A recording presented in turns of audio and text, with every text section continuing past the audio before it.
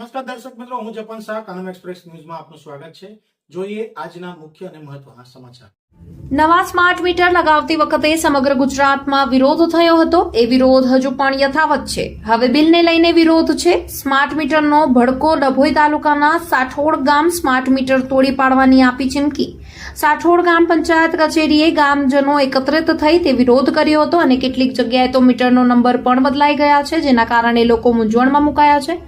ડભોઈ તાલુકાના સાઠોડ ગામ સ્માર્ટ મીટરને લઈને વીજ ગ્રાહકોનો આક્રોશ ચરમસીમાએ પહોંચ્યો છે। સાઠોડ ગામજનો પંચાયત કચેરી એકત્ર થઈને MGVCL મધ્ય ગુજરાત વીજ કંપની લિમિટેડ સામે ઉગ્ર વિરોધ નોંધાવ્યો છે અને સ્માર્ટ મીટર તોડી નાખવાની ગંભીર ચીમકી ઉચ્ચારી છે। વિરોધનું મુખ્ય કારણ 1 મહિનાનું બિલ 3 થી 4 ગણું વધારે આવ્યું છે। ગ્રામજનોના જણાવ્યા અનુસાર પહેલની સ્થિતિ અગાઉ દર 2 મહિના એકવાર લાઇટ બિલ આવતું હતું। હાલની સ્થિતિ સ્માર્ટ મીટર આવ્યા બાદ હવે દર મહિને બિલ આવે છે। ગ્રામજનોનો આક્ષેપ છે કે એ જ મહિનાનું બિલ અગાઉ 2 મહિનામાં આવતું હતું, 3 થી 4 ગણું વધારે આવી રહ્યું છે। બિલમાં અચાનક આવેલા આ કમરતોડ વધારાના કારણે લોકોમાં ભારે રોષ વ્યાપી ગયો હતો, જે બાદ મોટી સંખ્યામાં ગ્રામજનો ગ્રામ પંચાયતે પહોંચી હોબાળો મચાવ્યો હતો। MGVCLના અધિકારીની સ્પષ્ટતા અને ખાતરી ગ્રામજનોના ભારે આક્રોશ વચ્ચે MGVCLના અધિકારી KD સોની દ્વારા પરિસ્થિતિ થાળે પાડવાનો પ્રયાસ કરવામાં આવ્યો હતો। ટેકનિકલ ખામીના કારણે આ સમસ્યા સર્જાઈ છે। અંદાજે 4000 જેટલા વીજ ગ્રાહકોને આ અસર પહોંચી છે।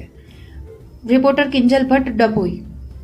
ત્યારથી આ નવા મીટરો આવ્યા છે ત્યારથી લોકોના બિલોમાં ડબલ મીટરોનો ચાર્જ આવે છે। જૂના મીટરો લઈ ગયા પણ એને કોઈ ઇસ્યુ બનાવ્યો ને એને નવા મીટરો લાખ એમને લગાવી દીધા। એનું કોઈકના મીટરનો બીજાનો નંબર આવે, બીજા બાજુવાળાના નંબરનો મીટરનો રેટ આવે છે।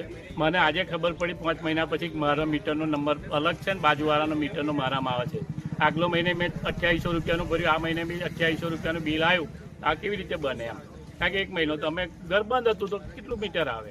અને આવી કેટલાક જગ્યાએ ભૂલો થઈ છે ને જ્યાં જઈએ છીએ ઓફિસે એ લોકો સુધારી આપે છે, એટલે એમની ભૂલ છે કબૂલ્યું છે એમને। એનો મતલબ એવો થયો તો આવા કેટલા ગ્રાહકોના એ લોકોએ પૈસા ડમ્પ થયા હશે। રિટર્ન એમને કરવા જોઈએ। નાના મોટા ખેડૂતો મજૂરિયાત વર્ગના આવા 2500 3,000 બિલો મોકલે છે તો લોકો ક્યાંથી ભરવાના છે? જે કોઈ બિલમાં ઈડી ખોટી ગણાયેલી હોય એને ઓફિસે પણ આવવાની જરૂર નથી। નેક્સ્ટ બિલમાં એ ઓલરેડી તમારા ખાતામાં જમા થઈ જશે અને જે પણ હશે તે તમને નેક્સ્ટ બિલમાં પ્લસ માઇનસ કરી આપશે। એટલે આવા જે બિલ વધારાને લઈને કોઈ પણ જાતનું પેનિક લેવું નથી। આમાં સિસ્ટમના ભૂલના હિસાબે આ ઇસ્યુ થયેલી છે, જે ઓફિસના ધ્યાન ઉપર આવતા એને અત્રે દ્વારા સુધારી દેવામાં આવેલ છે।